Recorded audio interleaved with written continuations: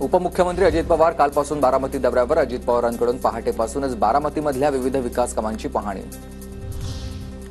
पुण्यात पाण्याचा अधिक वापर केल्यास नळ कनेक्शन तोडणार. अतिरिक्त पाण्याचा वापर करणाऱ्यांना महानगरपालिकेची तंबी. पाण्याचा अपव्यय टाळण्यासाठी महत्त्वपूर्ण निर्णय. पुण्यामधील अनेक भागामधील पाणीपुरवठा विस्कळीत होण्याची शक्यता आहे. वारजे इथं मुख्य जलवाहिनी फुटल्यानं जलवाहिनीचं काम करण्यात येणार आहे. वारजे, कोथरूड, बाणेर, बालेवाडी, औंध या परिसरात दिवसभर पाणीपुरवठा विस्कळीत. पिंपरी चिंचवड परिसरामध्ये अंमली पदार्थ विरोधी पथकाची कारवाई. 6 लाख किमतीचा 10 किलोहून अधिक गांजा जप्त करण्यात आलाय आणि एका संशयिताला पोलिसांच्या गुन्हे शाखेच्या अंमली पदार्थ विरोधी पथकानं ताब्यात घेतलंय.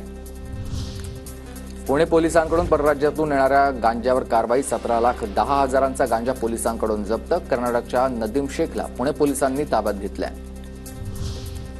पुण्याच्या ठाकरे गटाच्या शाखाप्रमुखाच्या मुलाचा संशयास्पद मृत्यू. तरुणाला गळफास घेतलेल्या अवस्थेत मृतदेह आढळलाय.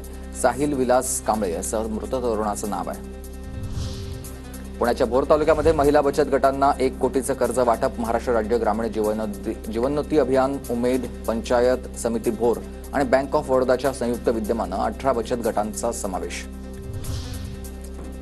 पुण्याच्या भोरमधील बाजारवाडी गावच्या डॉक्टर पूजा यांना दिल्ली एम्सची MDS पदवी प्रदान. एम्समधील डॉक्टर्स अधिकाऱ्यांच्या हस्ते राष्ट्रपती द्रौपदी मुर्मू आणि केंद्रीय आरोग्य मंत्री जगत प्रकाश रेड्डी यांच्या उपस्थितीमध्ये सोहळा झाला.